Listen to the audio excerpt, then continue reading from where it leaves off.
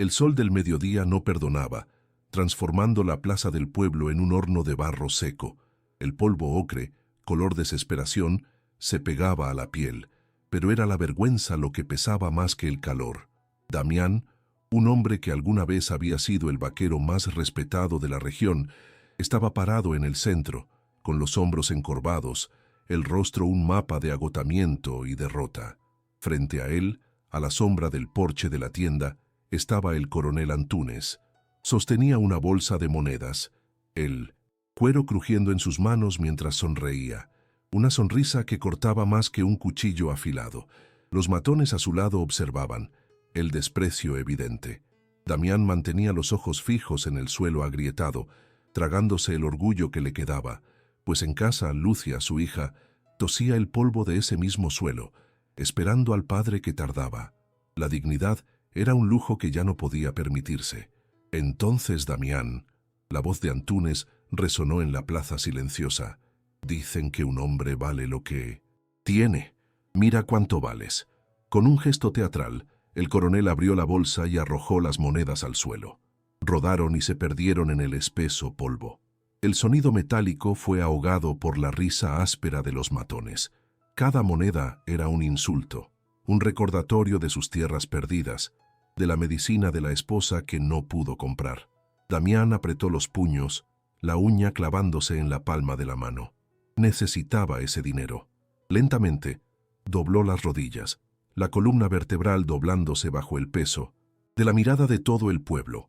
Al arrodillarse, el viento levantó el polvo cubriendo su rostro. La suciedad era visible ahora. Caminó de regreso por los senderos polvorientos, el peso de las monedas en su bolsillo quemando menos que el rubor de la vergüenza en su rostro. El sol se ponía, tiñendo el cielo de un naranja enfermizo, y el viento traía el olor a nada, a tierra muerta. Su choza era una herida en el paisaje, paredes de adobe que apenas detenían el viento nocturno, que silbaba como un lamento por las rendijas. Adentro la oscuridad llegaba primero. Damián se detuvo afuera, en el pequeño arroyo seco donde solía lavarse la cara. Usó el resto del agua de la vasija para limpiar el hollín del día y la suciedad de la humillación, pero la mancha era interna, impregnada en el alma. Respiró hondo, forzando los hombros a erguirse antes de empujar la puerta que chirriaba. En la única habitación, acostada sobre una estera gastada, estaba Lucia. La niña de 7 años percibió el cambio en la corriente de aire antes de oír los pasos de su padre. Sus ojos, velados por la niebla blanca de la ceguera, eran los únicos puntos de paz en aquel lugar. Ella no veía la pobreza, solo sentía el mundo. Sentía el olor a polvo en su padre, sentía la textura áspera de sus manos, oía la vacilación en su respiración. Llegó papá. Su voz era fina, pero clara. Damián forzó una sonrisa que ella no podía ver, pero que él esperaba que ella pudiera oír. Llegué, mi sol. Te traje una cosa. Se sentó a su lado, la estera protestando bajo su peso. Sacó del bolsillo un pequeño trozo de panela, envuelto en un retal de tela. Era lo que el dinero de la humillación podía comprar además de la harina de maíz.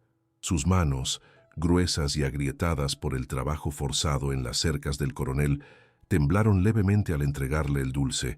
Lucia buscó a tientas, sus dedos finos encontrando los de él, y sonrió, una sonrisa genuina que iluminó la oscura habitación. «Dulce», exclamó en voz baja. Para ella, ese gesto era un banquete, un acto de amor puro. Para Damián, era el fruto amargo de su servilismo, un recordatorio de que apenas podía proveer lo básico. La observaba masticar el dulce lentamente, saboreándolo, y un nudo se formó en su garganta. Esa noche, Damián no durmió. Se sentó fuera de la choza, mirando la tierra que un día fue suya. Veía la silueta de la casa grande de Antúnez a lo lejos, una mancha oscura contra las estrellas, un monumento a su desgracia. Recordaba a su esposa, el olor, a lluvia que ella decía que él traía del pasto, la promesa que le hizo en su lecho de muerte. Cuida de nuestra Lucia, no dejes que la oscuridad del mundo la apague. Ahora, la oscuridad amenazaba con tragárselos a ambos. La tos seca de Lucia vino desde dentro de la choza, un sonido frágil que cortó el silencio de la noche, y cada tos era como un latigazo en su espalda. Si historias como esta te emocionan, suscríbete al canal y activa la campanita. Queremos saber hasta dónde llegan nuestras historias. Cuéntanos desde qué ciudad y país nos acompañas. La sequía arreció. El polvo, antes solo una molestia, se convirtió en una niebla constante que ardía en los pulmones. La tos de Lucia empeoró, adquiriendo un silbido febril que Damián reconocía muy bien. Era el mismo sonido que precedió a la muerte de su esposa. Los tés de hierbas secas ya no hacían efecto. La desesperación, antes un visitante nocturno, se convirtió en un inquilino permanente en el pecho de Damián. Lucia comenzó a consumirse. La piel antes pálida ahora ardía en fiebre y apenas tenía fuerzas para pedir agua. El pueblo, inmerso en su propia lucha por la supervivencia, ofrecía solo miradas de lástima, pero ninguna ayuda práctica. La medicina estaba en la ciudad, y la ciudad costaba un dinero que él no tenía. Una noche de delirio febril de Lucia, Damián tomó su decisión. Corrió hasta la casa grande, ya no como un vaquero orgulloso, sino como un animal herido. El coronel Antúnez cenaba en el porche, la mesa abundante, el olor a carne asada y aguardiente flotando en el aire. Damián se detuvo bajo la luz del farol, su sombra larga y trémula. «Coronel, por el amor de Dios, mi hija se va a morir».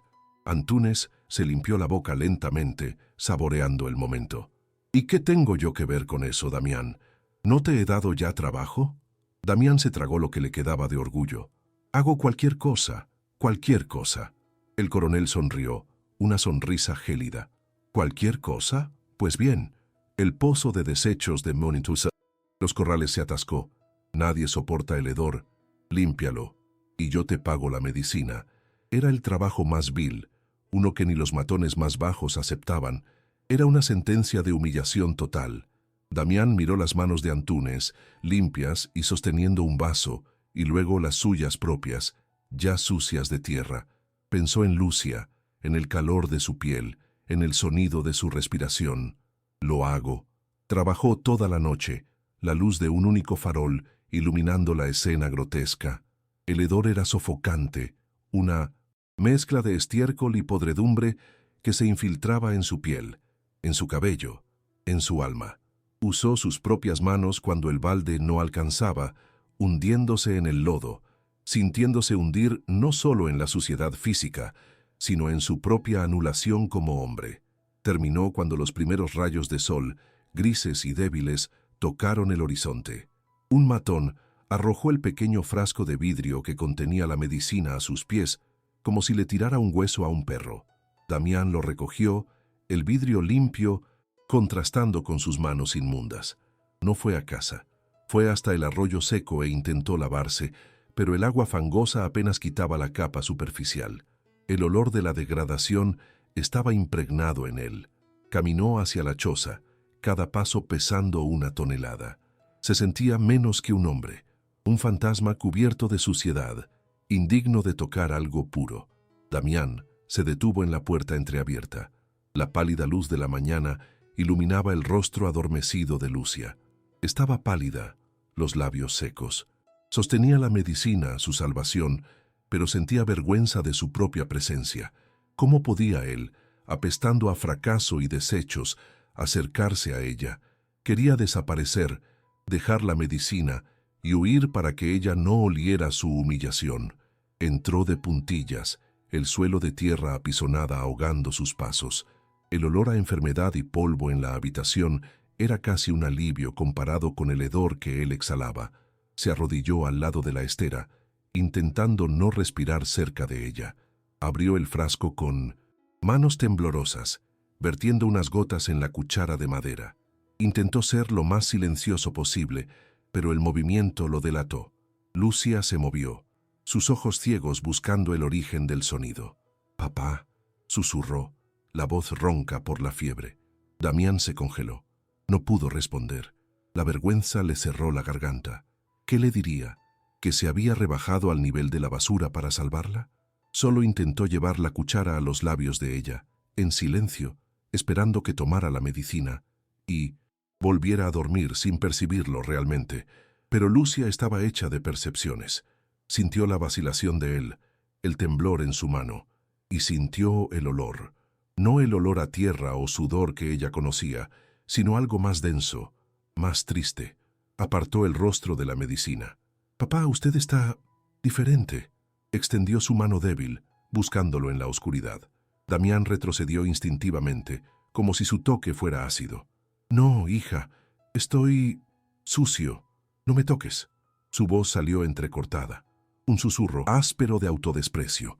Quería protegerla de él mismo, de la inmundicia que el coronel le había restregado en la cara. La manita de ella siguió buscando, flotando en el aire entre ellos. «Papá, ¿dónde está usted?» Ella no tenía miedo del olor, tenía miedo de su silencio. Damián, vencido, tomó la mano de ella, pero intentó guiarla hacia su brazo, hacia cualquier lugar menos su rostro. Pero Lucia era terca en su dulzura. Tiró de la mano de él, siguiendo el brazo hasta encontrar su hombro, y entonces su rostro. Él cerró los ojos con fuerza, una lágrima solitaria corriendo, limpiando un pequeño camino en la suciedad espesa que cubría su mejilla. Esperó el retroceso, la mueca de asco. Los dedos de ella eran ligeros como plumas. Tocaron la costra de suciedad seca en su frente, la mugre en su barba descuidada, el rastro húmedo de la lágrima. Él era un hombre quebrado, cubierto por la prueba física de su derrota. «Perdóname, Lucia», sollozó finalmente, rompiéndose el dique de su orgullo. «Perdóname por esto. Papá ya no es un hombre». Sintió que su mundo entero se derrumbaba en ese toque. Él era la suciedad que todos veían, la escoria del coronel, el fracaso que dejó enfermar a su hija. Lucia frunció el ceño, no de asco, sino de confusión. Ella no entendía la suciedad que él sentía. Ella sentía solo su piel, el calor debajo del lodo, la vibración de su sollozo. Acercó su rostro al de él, y sus dedos finos descendieron hasta sus labios, como si quisiera detener el dolor que salía de ellos. Sonrió, una sonrisa débil pero luminosa, que pareció traer una nueva fuente de luz a la choza. «No llores, papá. Tu voz está triste», susurró, con los dedos aún en sus labios, sintiendo cómo se formaban las palabras. «Pero no es sucia». Hizo una pausa, inclinando la cabeza como si oyera algo que él no podía. «Cuando usted me habla, incluso triste, su voz tiene el color del sol, papá». Damián dejó de llorar, abrió los ojos. El mundo lo veía como basura, pero para su hija ciega él era la luz. Ese momento lo redefinió todo. La suciedad en su rostro era solo tierra. La vergüenza era una elección que ya no necesitaba hacer. Las palabras de Lucia se asentaron en él, un bálsamo que limpió la suciedad interna. Le dio la medicina a su hija, y ella se durmió, pero fue un sueño inquieto, superficial. La fiebre no cedió. Por el contrario, parecía alimentarse de la noche que caía. Damián sintió que el aire cambiaba afuera. El pesado silencio de la sequía fue roto por un silbido bajo, la primera señal de la ventolera. El viento comenzó a golpear la frágil puerta de la choza, poniendo a prueba las paredes. Damián miró a Lucia, el pecho subiendo y bajando demasiado rápido. La medicina no era suficiente. El veneno de ese lugar, el polvo, la miseria impuesta por Antúnez, era más fuerte. Se dio cuenta de que la frase de Lucia no era un consuelo, era una orden. Él era su sol, y el sol necesitaba levantarse. La tormenta de viento explotó con la furia de un dios olvidado. El polvo ocre invadió la choza por todas las rendijas, llenando el aire con una niebla seca que sofocaba. El techo de paja gemía, amenazando con ceder. La choza, antes un refugio miserable, se había convertido en una trampa. Lucia comenzó a debatirse en la estera, sus ojos ciegos moviéndose rápidamente bajo los párpados. «Mamá, está oscuro, está tan oscuro», murmuró delirando. El peligro físico era palpable. El viento afuera y la fiebre dentro de ella parecían una sola cosa, una conspiración para robársela. Damián intentó sostener sus manos, pero ella estaba caliente como una brasa. La oscuridad que ella sentía era la fiebre, y él sabía que no tenía más tiempo. Su respiración se convirtió en un silbido áspero. La medicina era demasiado débil para la infección que avanzaba. Damián miró sus propias manos, todavía manchadas por la suciedad del pozo de desechos, pero ahora veía en ellas la fuerza del vaquero que había sido, la fuerza que amansaba caballos salvajes, la fuerza que ahora necesitaba salvar a su hija. Quedarse allí era sentenciarla. La ciudad era la única opción, y el único camino a la ciudad era a través de Antúnez. La dignidad ya no se trataba de evitar la humillación, se trataba de enfrentar al opresor. Se levantó, la decisión solidificando su columna vertebral. No iba a suplicar, iba a tomar lo que era necesario para la vida de su hija. Envolvió a Lucia en la única manta de lana gruesa que quedaba de su esposa. La niña gemía, pequeña y frágil en sus brazos. Damián pateó la puerta, que golpeó con violencia contra la pared de adobe. Salió a la tormenta. El mundo era un caos de viento y polvo rojo. El aire era tan denso que apenas se podía respirar, azotando su rostro con arena. Inclinó su cuerpo sobre Lucia, protegiéndola con su propio pecho. No siguió el sendero trasero, la ruta de los avergonzados. Caminó por el sendero principal, pasando por el centro del pueblo dormido, sus pasos firmes contra la fuerza del viento. Él era Damián, el vaquero, e iba a buscar lo que era suyo por derecho, la oportunidad de salvar a su hija. La casa grande de Antúnez estaba iluminada. El farol del porche se balanceaba descontroladamente, lanzando sombras largas y fantasmagóricas en el patio. El coronel estaba allí, una botella de aguardiente en la mano, observando la furia de la naturaleza. A su lado, apoyada contra la pared, estaba su escopeta. Vio la figura de Damián emerger de la nube de polvo, no arrastrándose, sino marchando. Antúnez entrecerró los ojos, sorprendido por la audacia. Damián se detuvo al pie de la escalera del porche, la luz del farol iluminando la determinación en su rostro sucio de polvo y sudor, los ojos fijos en el coronel. Lucia tosió débilmente en sus brazos, un sonido que pareció silenciar el viento por un instante. «¿Qué diablos quieres ahora, Damián?» La voz de Antúnez fue áspera, más alta que el viento. «¿La tormenta se llevó el resto de tu juicio? ¿Vienes a lamer mis botas, pidiendo refugio?» Damián subió el primer escalón, el cuerpo tenso. «Mi hija se está muriendo». Su voz no era un lamento, era una declaración, era la voz color de sol, ahora firme como una roca. «Necesito su carreta y su caballo más rápido, el Ventania. Voy a llevarla al médico a la ciudad». «No pidió», afirmó. El cambio en el tono de Damián, la ausencia total de servilismo, sorprendió a Antúnez más que la propia tormenta. El coronel se rió, un sonido seco y peligroso. Soltó la botella y agarró la escopeta, el clic metálico al cargarla cortando el aire. «Tú no exiges nada aquí, gusano. Eres la suciedad que piso». Apuntó el arma directamente al pecho de Damián. «Tu hija muere hoy, y tú tal vez te vayas con ella. Da un paso más y disparo. Vuelve arrastrándote a tu agujero». Era la prueba final, la elección moral definitiva. Retroceder significaba la muerte de Lucia y la muerte de su alma. Avanzar significaba la muerte física o la redención. Damián miró el cañón del arma, y luego los ojos del coronel. Pensó en Lucia, en su toque suave sobre su rostro sucio. Él ya no era la suciedad que Antúnez veía, era el sol que su hija percibía. Con Lucia segura en un brazo, Damián levantó la mano libre, la palma abierta, un gesto que no era de rendición, sino de basta. «Usted puede matarme», dijo, su voz clara y potente, sobreponiéndose al aullido del viento. «Pero usted nunca más me va a llamar sucio». Dio el segundo paso, subiendo al porche, quedando cara a cara con el cañón de la escopeta. El coronel retrocedió un paso, sorprendido por el movimiento. El dedo de Antúnez estaba en el gatillo. Damián no se detuvo. Siguió caminando, no hacia el coronel, sino hacia los establos, pasando al lado del hombre armado.